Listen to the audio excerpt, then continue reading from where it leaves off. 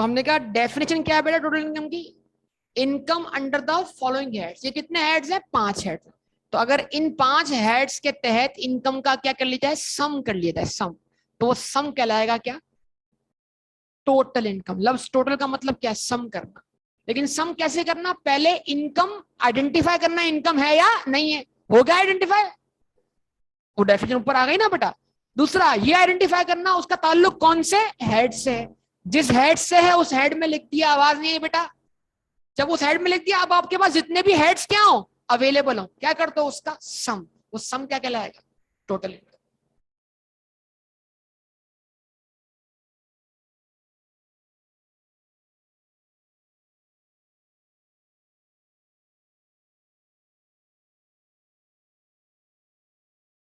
तो भाई फिर बोल रहा हूँ, अगर आप में से किसी को फिट हो जाए तो बराए मेहरबानी माजरत, पिछले सेशन में तो ऐसा हो चुका है।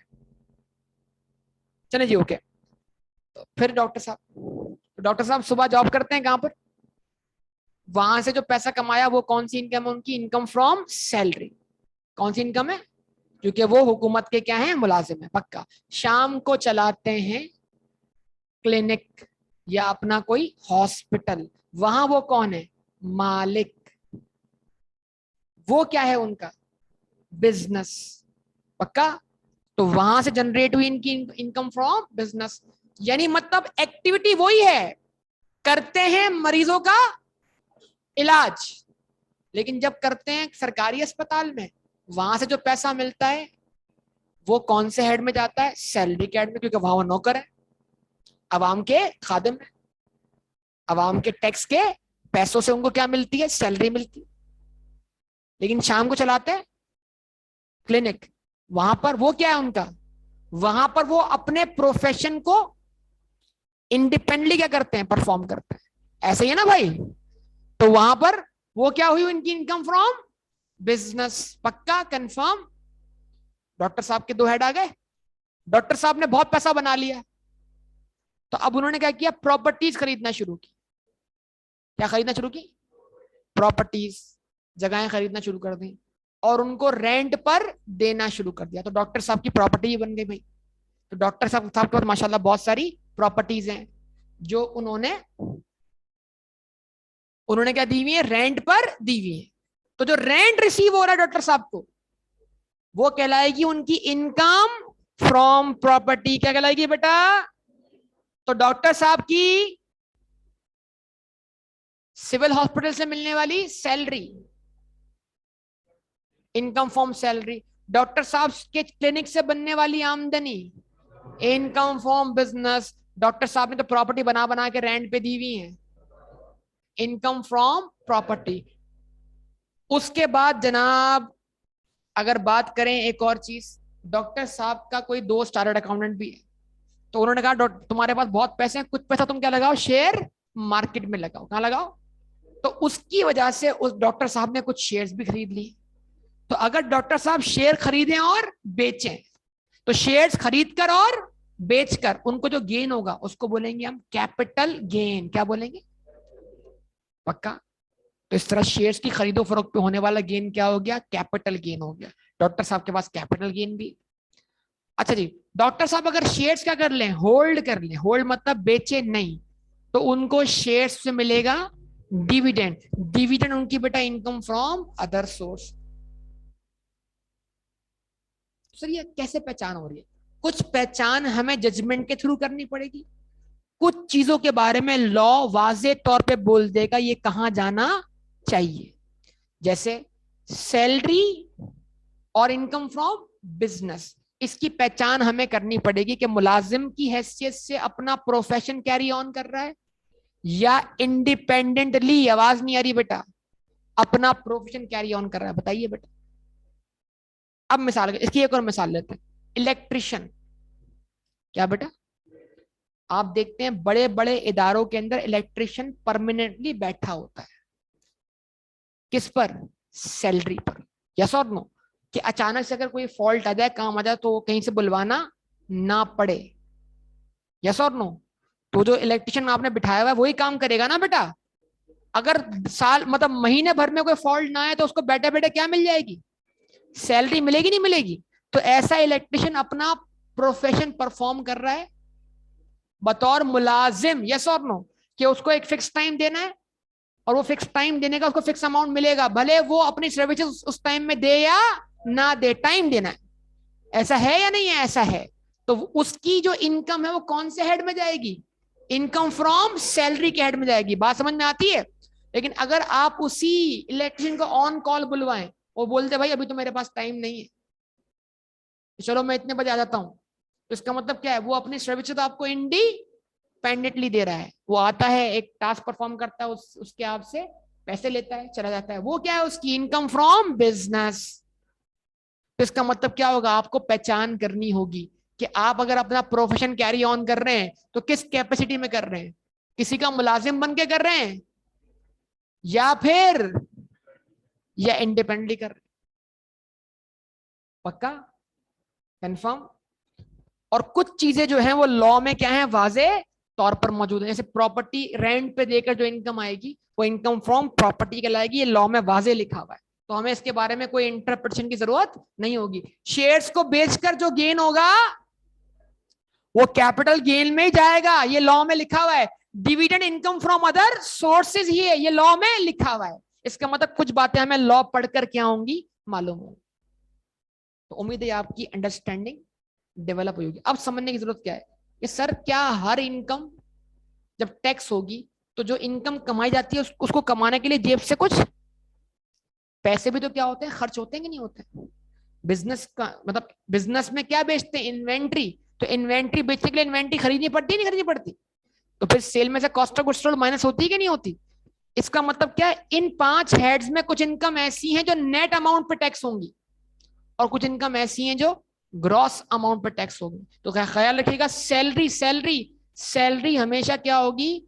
ग्रॉस अमाउंट पे टैक्स होगी। मतलब सैलरी के अगेंस्ट आप कोई अपना एक्सपेंस माइनस नहीं कर सकते। सैलरी में सैलरी कमाने के लिए आपने जेब से 1 रुपया भी नहीं लगाया। लगाया? भाई बिजनेस करने के लिए जेब से पैसा लगता है कि नहीं लगता? एक्सपेंसेस होते हैं कि नहीं होते? दुकान का रेंट है, इलेक्ट्रिसिटी का बिल है, आवाज नहीं है बेटा, एडवर्टाइजमेंट है, सारे खर्चे हैं कि नहीं? कॉस्ट ऑफ गुड्स सोल्ड है। सैलरी कमाने के लिए आपकी जेब से ऐसा कौन सा खर्चा हो रहा है? आवाज नहीं है बेटा। तो सैलरी लॉ के नजदीक जो टैक्स होगी वो कौन से अमाउंट पर टैक्स होगी? सैलरी के हेड के अगेंस्ट आप कोई एक्सपेंस क्लेम नहीं कर सकते।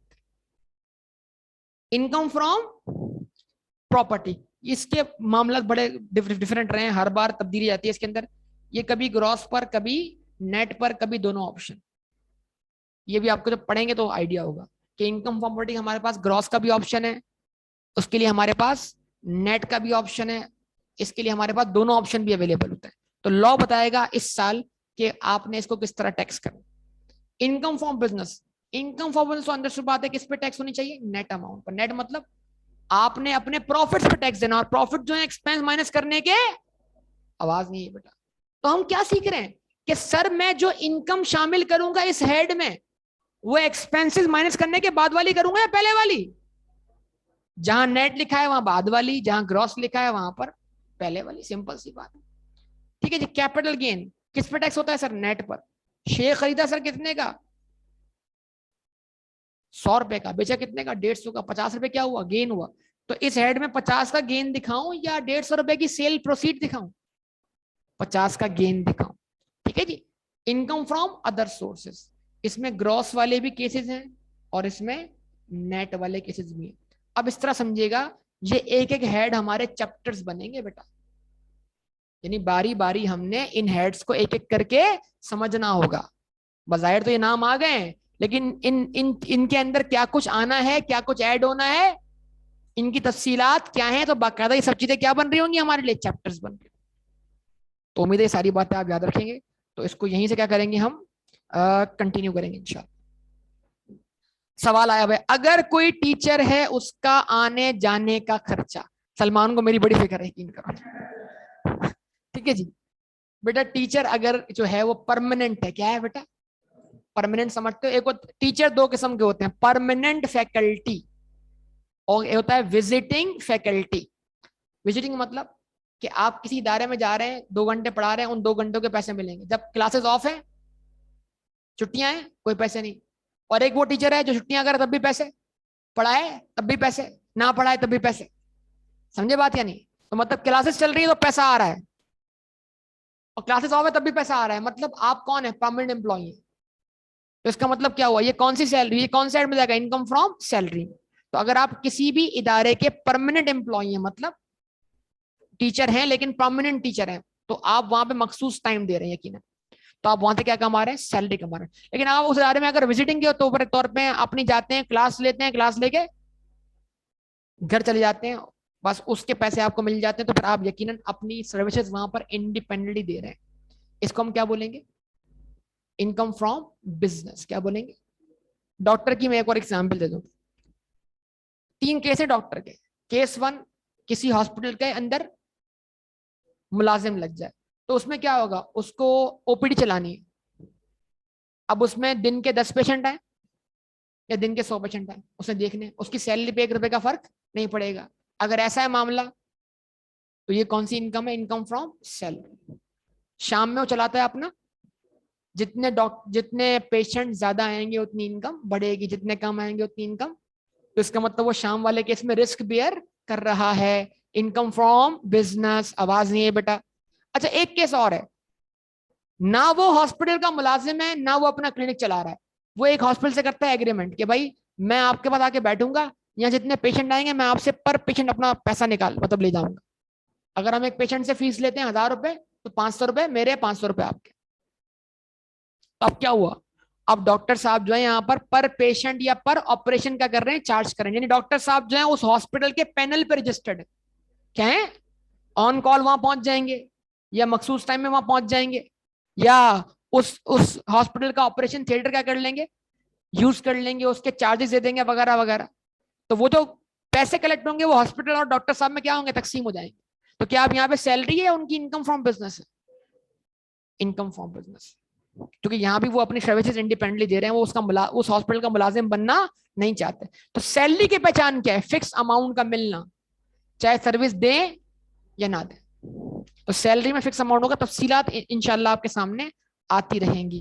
प्रॉपर्टी अगर सेल करे तो वो कैपिटल गेन बनेगी या इनकम फ्रॉम प्रॉपर्टी? बेटा प्रॉपर्टी अगर सेल करे तो पर्सनल प्रॉपर्टी है, और